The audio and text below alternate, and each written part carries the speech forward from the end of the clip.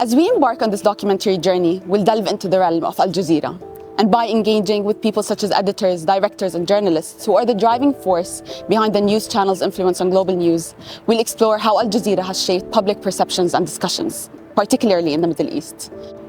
Through candid interviews and behind-the-scenes insights, we'll aim to uncover the technical intricacies of Al Jazeera's editorial process, from story to selection to fact-checking, and how they strive to uphold journalistic standards in their work. So, this documentary offers a rare glimpse into the inner workings of one of the world's most impactful news networks, revealing the people and processes behind what we see in the media.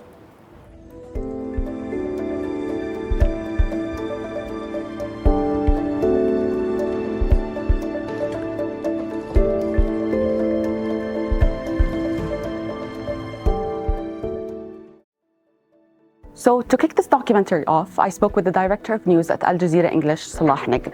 So I asked him and others that work at Al Jazeera, such as Nick Porter, to discuss the network's core mission and the significant impact it has on global discourse.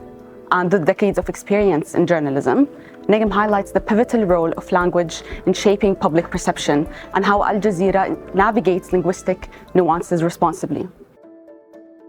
My name is Salah Nigm. I'm the director of news of Al Jazeera English channel. Look, Al Jazeera slogan is "We give voice to the voiceless." And from there, we design our news coverage. So we look into the underreported areas, people, issues, as well as the most important and breaking news all over the world. And it's a balance to be able to cover both at the same time comprehensively. But let me add one thing. One of the things that distinguish Al Jazeera is the local and in-depth knowledge.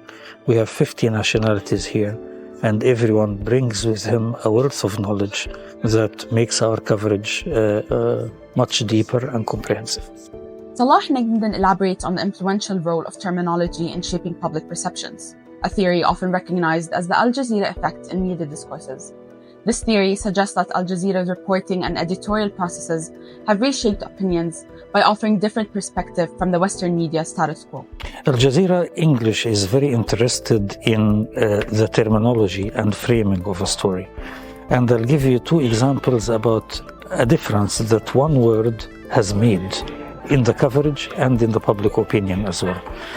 When an influx of people ran from Syria to Turkey and Europe, they were portrayed by Europe as immigrants. And the word immigrant at the time was meant to say they're coming to take our jobs, to make benefit of our modern societies, and they have no right to come here. We decided that most of them actually flee a war and disturbance, and therefore the definition is they are refugees. Once you said refugees, that changed the whole discourse and actually made governments and people differentiate between the right of refugee, which is internationally recognized, and the right of immigrant, which is local country by country law deals with. My name is Nick Porter. I am the ENG supervisor for Al Jazeera English. ENG, or Electric News Gathering, entails work outside the studio. With years of experience, Nick Porter shares insights into the challenges faced by news crews, from instances of war to natural disasters. But beyond conventional news events, he's filmed captivating stories like whale sharks in Qatar, expanding his expertise. In the field, well, because of the nature of Al Jazeera, we often work in hostile environments, so that can range from natural disasters such as earthquakes, tsunamis, etc. Obviously, then there's warfare like we have right now that's going on in Gaza. So in terms of specifics, I mean, it's about, because we go up to the front lines, etc., we have to wear armor. So it's a genuine threat to life, and that's in terms of war zones, etc. But even in a hostile environment, such as, if you've ever been to an aftermath of an earthquake, they can be incredibly dangerous. You need to find places where you can stay, shelter. Food can become a problem. So whatever we do only happens once. So whatever we have to do, we have to be prepared for it to happen. So I'll go back to what I said in terms of, it really down to locations in terms of transmission. So, like we're doing here, this is a pre-recorded pre-recorded interview, but quite often we're doing things like live transmission, or if you've done this pre-recorded interview, how do we get that information back into base? So we have a number of pieces of technology, such as things called AVIWES, which is bonded SIM card transmission, where we use local cellular networks to create bandwidth that then transmits our pictures and sound or packages back to base. If we're in a location where there is no cellular network, like maybe somewhere there has been a natural disaster or somewhere remote, so we're in the middle of the desert, we use mobile satellite technology, which are things called BGANs, which are small units. We have to find a satellite in the air, we're up in space, we have to point that piece of equipment towards it. That creates effectively an internet connection, and we can send material via that. But that bandwidth is much more limited in a cellular network. In the heart of Al Jazeera's many newsrooms, directors, producers, journalists, MCR operators, camera operators, and news reporters are some of the dynamic team behind the scenes. And together, they're the driving force bringing viewers global news. Every person in the newsroom plays an integral role in what we see on TV, each one with a task that needs to be fulfilled. So join me as we step behind the curtain into their bustling world. My name is Maher Al-Qadi, and I'm a studio director. I like the role of director because it coordinates between most of the teams in the building, between the graphics department and the newsroom especially, and the control room and the outside correspondents. I enjoy it. There's a thrill of live TV. It's different from pre-produced or editing stuff. After spending 20 years at Al Jazeera, Maher has witnessed the evolution of the network. So I asked him to share the changes he has observed over time. We have been good from the start, especially with the Arabic channel, which launched before the English channel. But I'm sure it evolved over time, and we can see the application of new technologies. And I think it shows because we have one of the largest network of correspondents in the world. Anywhere there's a story, I'm sure we have someone on call almost straight away. We invest heavily in foreign bureaus, and I think we cover most places and most incidents. I'm Ahmed Hamdi. I'm the head of MCR in Al Jazeera Media Network. The MCR is called the Master Control Room, which is the hub of any broadcast channel.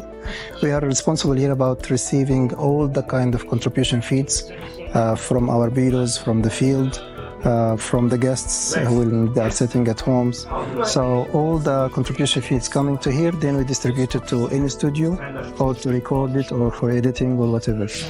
We have our standards for Al Jazeera Media Network, our quality check assurance that we need to check that all the incoming feeds are up to Al Jazeera standards, from the video levels, from the audio levels, from the framing, from the backgrounds we are using. So everything here, the guys here, they have their own tools, so they can measure the video, the audio, and make sure they can, it's up to the levels, they can adjust it. They have a coordination with the cameraman on the field if they need help from there, so we can do it together. Once it's approved, we clear it to our gallery or we send it to our engines for recording. Now, I've always been curious, and I'm sure you have been too, about how Al Jazeera produces the news we see on TV. Who handles the lighting and sounds? Who directs these packages? And ultimately, who brings all this work together to create the final image we see on our screens? So I sat down with Khalid Al-Khmeri, the manager of production, to get a look into the process behind producing a news package. اسمي خالد الخميري. أنا مدير عمليات الإنتاج في شبكة الجزيرة. عمليات الإنتاج هي عبارة عن العمليات الرئيسية التي تحدث في إنتاج أي خبر. بمعنى أن لو قسنا عمليات الإنتاج على الشاشة، فهي العمليات اللي تهتم بالصوت والصورة. وظائف عمليات الإنتاج هي عبارة عن المخرجين اللي هم صورة، مهندسين الصوت صوت، كاميرات وإضاءة اللي هم صورة، ومنفذين البث اللي هم حلقة الوصل الأخيرة أو البوتل نيك اللي في النهاية. طبعا بحكم أن إحنا مرتبطين بشكل مباشر مع التكنولوجيا، إحنا تصوير كنظريا هو له أساسات، الأساس ما يتغير، لكن التكنولوجيا الحديثة سهلت علي أن أنا أجمل من هذه اللقطة. محمود الكن، منتج أول في قناة الجزيرة. بداية الصحفيون لا يقومون بالتحليل، وإنما يجمعون المعلومات والحقائق ويضعونها للمشاهد بطريقة بصرية في الأخبار. نضع ذلك على طريقة الخرائط التفاعلية، نتحدث عن المعلومات الجغرافية، نتحدث عن المعلومات العسكرية التي تأتي من سواء مصادر على الأرض من مراكز الأبحاث، ومن ثم نقدمها للمحللين كي يبدوا رأيهم في ذلك.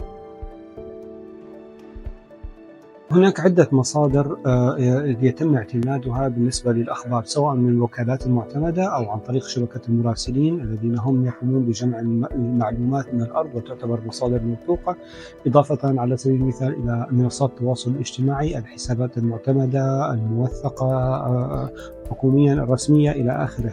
أما في حال كانت المعلومات تأتي من مصادر ربما لا تكون محققة، يتم التحقق عن طريق وسائل أخرى عبر مطابقة عدة مصادر، ومن ثم الاعتماد على ثم تقييم درجة حقيقة تلك المعلومة واعتماد فيها من عدمها، ويتم الالتزام بالحقائق لتكون التغطية لتكون التغطية ملتزمة بالحقائق قدر الإمكان في هذه. As we come to the end of our journey into the inner workings of Al Jazeera's production process, we can see that it's a collaborative effort involving a diverse team of professionals. They each bring a vital role in bringing you global news, and through their collective expertise and dedication, they ensure that viewers receive accurate and timely information. It's been an enlightening exploration, shedding light on the behind-the-scenes work that goes into delivering the news. Thank you for joining us on this journey.